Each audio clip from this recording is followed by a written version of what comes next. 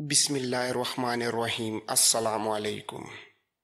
اسے ڈال دو وہاں، اگر نہیں بولے گا تو بھوکا اور پیاسا پڑا رہنے دو۔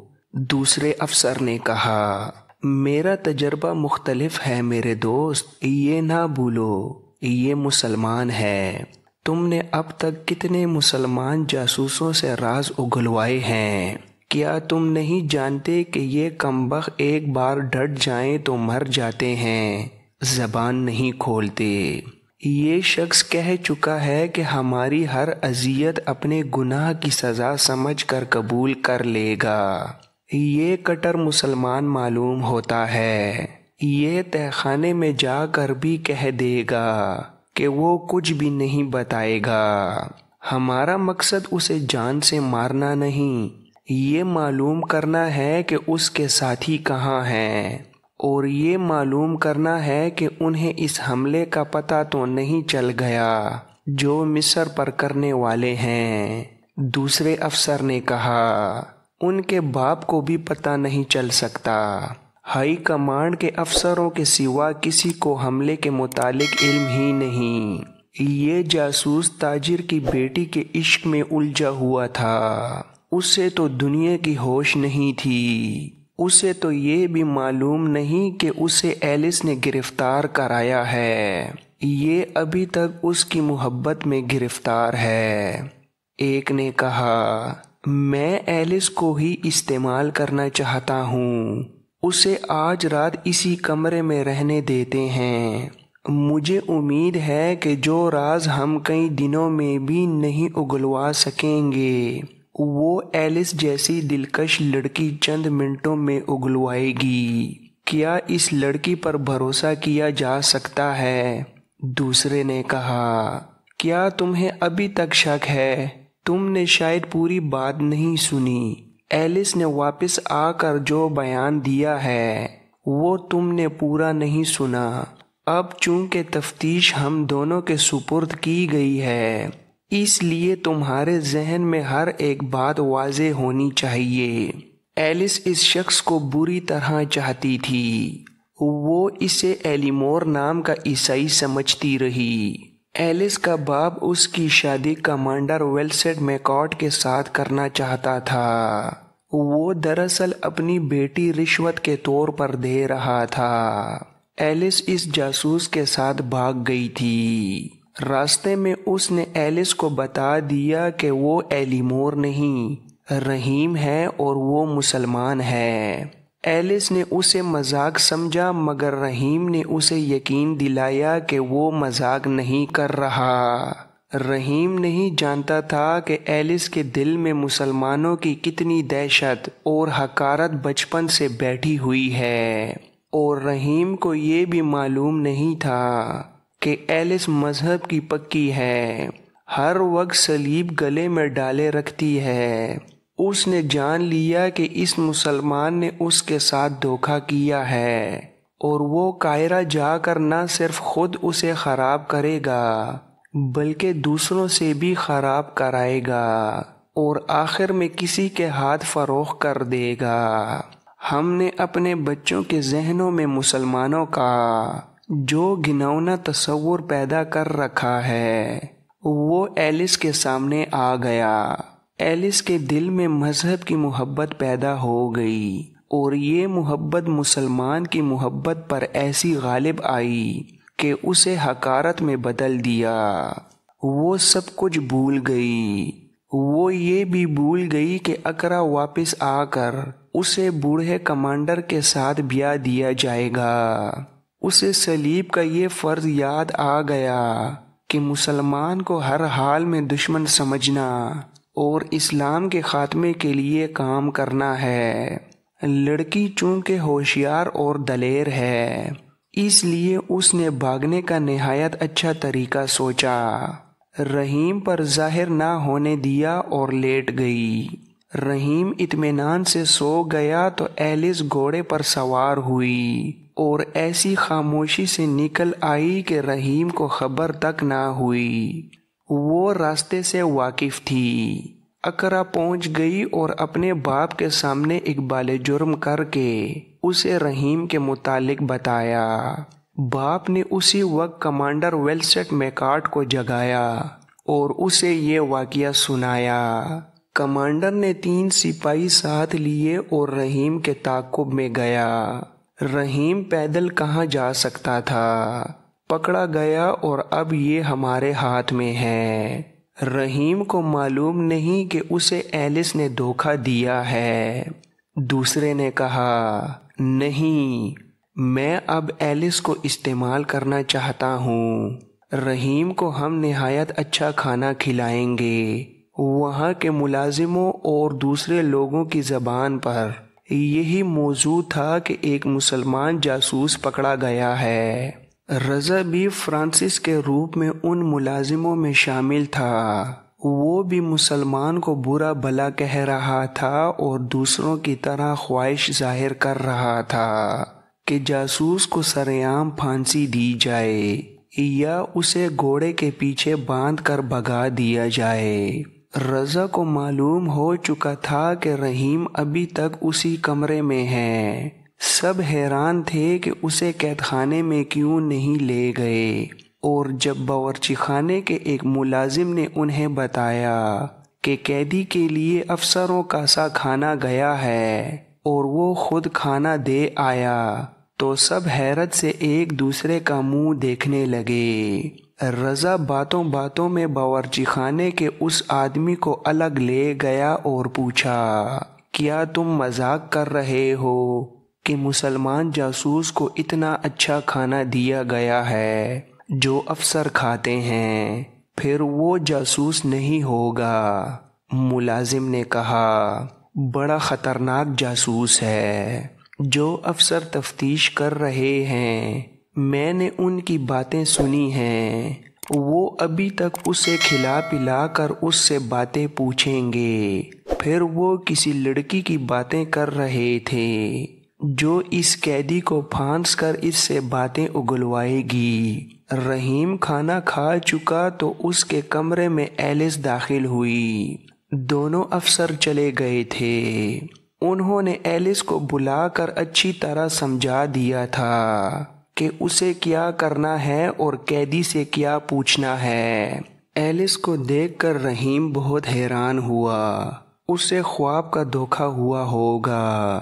اس نے ایلس سے پوچھا، کیا تمہیں بھی گرفتار کر کے یہاں لایا گیا ہے؟ ہاں، میں کل رات سے قید میں ہوں۔ تم وہاں سے غائب کس طرح ہوئی تھی؟ میں مان نہیں سکتا کہ تم خود بھاگ آئی تھی۔ میں کیوں بھاگتی وہاں سے؟ میرا تو جینا مرنا تمہارے ساتھ ہے۔ تم سو گئے تھے مگر مجھے نیند نہیں آ رہی تھی۔ میں اٹھ کر ٹہلنے لگی اور کچھ دور نکل گئی۔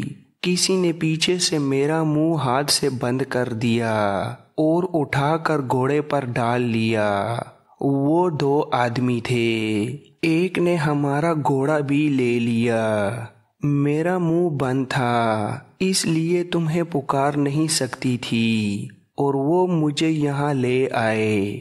انہیں کس نے بتایا ہے کہ میں ایلیمور نہیں رحیم ہوں، اور جنہوں نے تمہیں وہاں پکڑا تھا انہوں نے مجھے کیوں نہیں پکڑا؟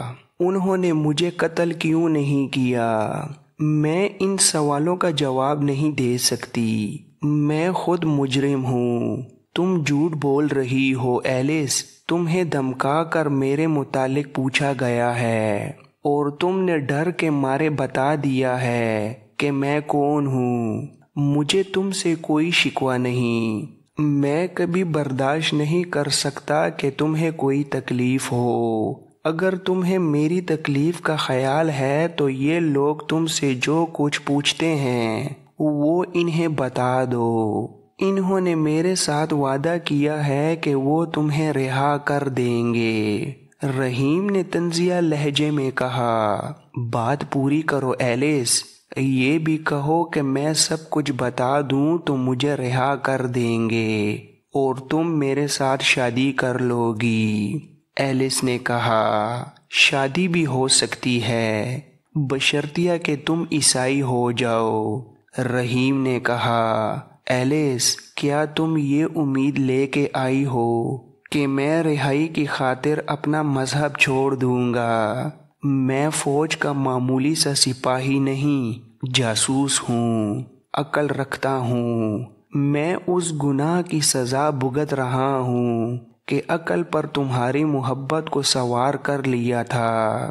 تم جھوٹ بول رہی ہو، جس سلیب کی تم قسمیں کھا رہی ہو وہ گلے میں ڈال کر جھوٹ بول رہی ہو۔ کیا یہ غلط ہے کہ تم خود وہاں سے بھاگی ہو؟ کیونکہ تمہارے دل میں مسلمانوں کے خلاف نفرت بھری ہوئی ہے۔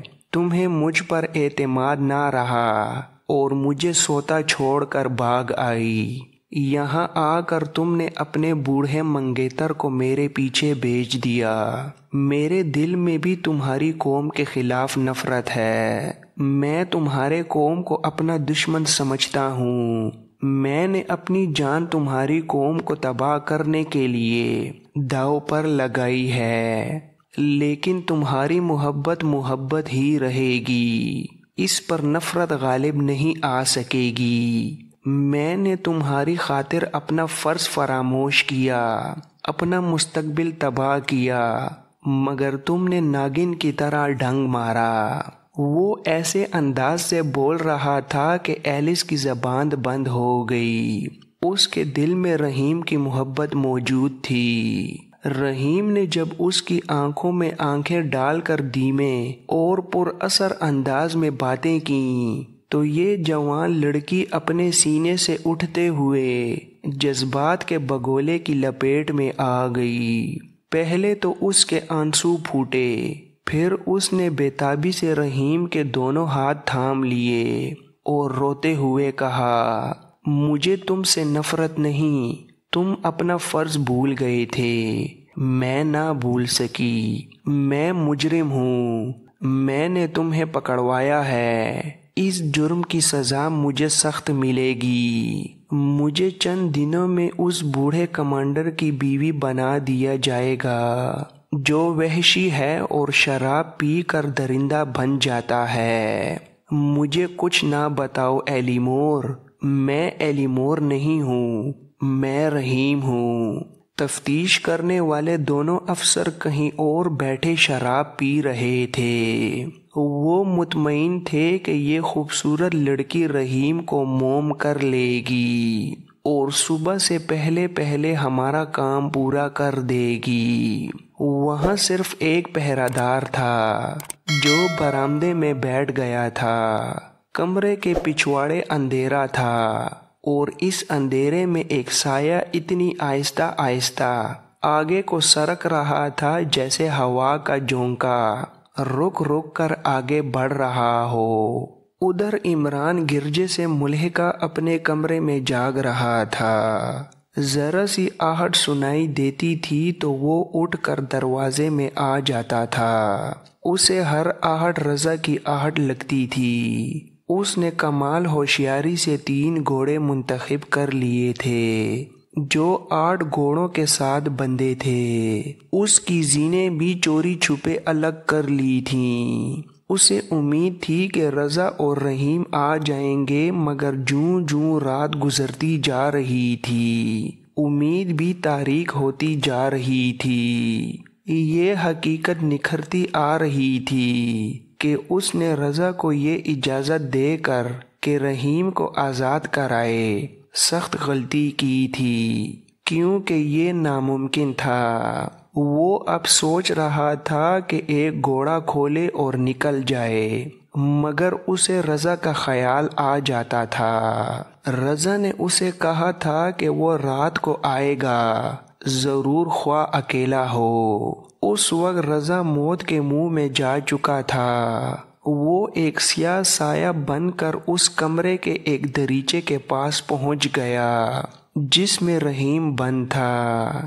اس نے کان لگا کر اندر کی باتیں سنی۔ اسے کسی کے یہ الفاظ سنائی دیے، میں تمہیں رہا نہیں کرا سکتی، یہ لوگ جو کچھ پوچھتے ہیں وہ بتا دو، پھر میں اپنے باپ سے کہہ کر تمہارے لیے کچھ کر سکتی ہوں۔ مجھے اسی مقصد کے لیے تمہارے پاس لایا گیا ہے کہ میری محبت تم سے راز اگلوائے گی۔ دریچے کے کواڑ پر نہایت آہستہ سے کسی نے 3 بار دستک دی۔ رحیم اس اشارے کو سمجھتا تھا۔ وہ حیران ہوا کہ یہ اس کا کون سا ساتھی ہو سکتا ہے۔ ایلس کچھ نہ سمجھ سکی۔ رحیم ٹہلتے ٹہلتے دریچے تک گیا اور کواڑ کھول دی۔ رضا باہر کھڑا تھا، کود کر اندر آ گیا۔ اس کے ہاتھ میں خنجر تھا۔ اس نے ایک لمحہ ضائع کیے بغیر ایلس کے منہ پر ہاتھ رکھا اور خنجر اس کے دل میں اتار دیا۔ اسے قتل کرنا ضروری تھا، ورنہ وہ شور مچا کر انہیں پکڑا سکتی تھی۔ رضا اور رحیم دریچے سے کود کر باہر گئے اور اندھیرے میں بھاگ گئے۔ رضا اس جگہ سے واقف تھا۔ اس نے راستہ تو اچھا اختیار کیا تھا، لیکن برآمدے میں جو پہرہ دار تھا اس نے کسی طرح 2 سائے بھاگتے دیکھ لیے۔ اس کے شور پر دوسرے سنتری ہوشیار ہو گئے۔ جانے کہاں سے ایک تیر آیا جو رحیم کے پہلو میں اتر گیا۔ وہ جوان اور توانا آدمی تھا، گرا نہیں اور رضا کے ساتھ بھاگتا چلا گیا، مگر زیادہ دور تک نہ جا سکا۔ اس کے قدم ڈگمگانے لگے تو رضا نے اسے اپنی پیٹھ پر ڈال لیا۔ تیر پہلو سے نکالنا ممکن نہیں تھا۔ رحیم رضا سے کہنے لگا کہ وہ اسے وہیں پھینک کر بھاگ جائے۔ وہ اب زندہ نہیں رہ سکتا تھا، لیکن وہ اپنے دوست کو اس وقت تک اپنے آپ سے جدا نہیں کرنا چاہتا تھا جب تک وہ زندہ تھا۔ اس نے رحیم کی ایک نہ سنی اور تاریک راستوں میں چھپتا چھپاتا چلتا گیا۔ اسے خیال آ گیا کہ وہ اس جگہ سے گزر رہا ہے جہاں تمام مکان مسلمانوں کے ہیں۔ اسے دور دور بھاگ دوڑ اور شور شرابہ سنائی دے رہا تھا۔ ان کا تعاقب کرنے والے کہیں اور تھے۔ رضا کو معلوم تھا کہ اقرا کے مسلمان کیڑوں مکوڑوں کی سی زندگی گزار رہے ہیں اور صلیبیوں کی نگاہ میں ہر مسلمان جاسوس اور مشتبہ ہے۔ ذرا سے شک پر کسی بھی مسلمان کو قید خانے میں ڈال دیا جاتا ہے اور اس کے گھر کی تلاشی توہین آمیز طریقے سے لی جاتی تھی۔ رضا کسی مسلمان کو مصیبت میں نہیں ڈالنا چاہتا تھا، مگر وہ رحیم کے بوجھ تلے شل ہو چکا تھا اور اسے یہ امید بھی تھی کہ شاید رحیم کی زندگی بچانے کا کوئی بندوبست ہو جائے۔ اس نے ایک دروازے پر دستک دی۔ کچھ دیر بعد دروازہ کھلا۔ رضا تیزی سے اندر چلا گیا۔ جس نے دروازہ کھولا تھا وہ گھبرا گیا۔ رضا نے مختصر الفاظ میں اپنا تعارف کرایا۔ وہاں تو صرف یہ کہہ دینا ہی کافی تھا کہ وہ مسلمان ہیں۔ رضا کو پناہ مل گئی، مگر رحیم شہید ہو چکا تھا۔ رضا کے کپڑے خون سے لتھڑے گئے تھے۔ اس نے گھر والوں کو سارا واقعہ سنایا اور عمران کے متعلق بھی بتایا۔ گھر میں 3 مرد تھے۔ وہ جوش میں آ گئے۔ انہوں نے رضا کے کپڑے تبدیل کر دیے۔ رحیم کی لاش کے متعلق فیصلہ ہوا کہ اسے گھر کے کسی کمرے میں دفن کر دیا جائے گا۔ رضا عمران کو بلانے کے لیے چلا گیا۔ رات کے اس وقت جب دنیا اسلام گہری نیند سوئی ہوئی تھی، قوم کے غدار دشمن کی بیجی ہوئی عورتوں اور شراب میں بدمست پڑے تھے۔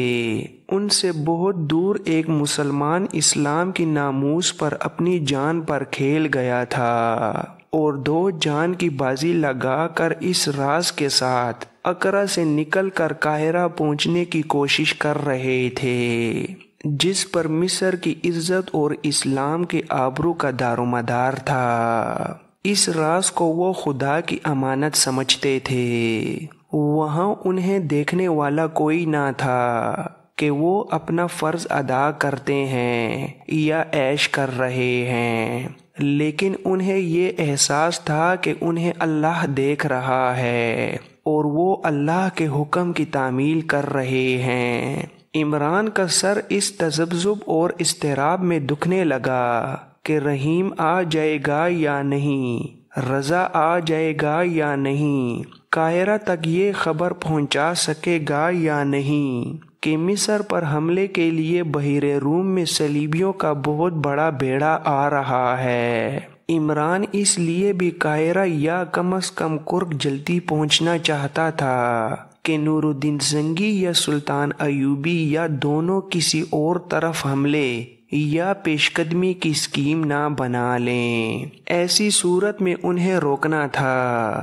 اگر ان کی فوج کسی اور طرف نکل گئی تو مصر کا اللہ ہی حافظ تھا۔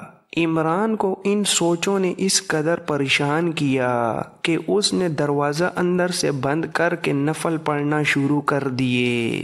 اس شہر کی خاموشی میں کوئی سرگرمی سنائی دے رہی تھی، کچھ بھاگ دوڑ سی تھی، یہ اس کی پریشانی میں اضافہ کر رہی تھی۔ اس نے 2-4 نفل پڑھ کر ہاتھ اللہ کے حضور پھیلا دیے اور گڑ گڑایا، یا اللہ مجھے اپنے فرض کی تکمیل تک زندگی عطا کر، میں یہ امانت ٹھکانے پر پہنچا دوں تو مجھے میرے خاندان سمیت ختم کر دینا۔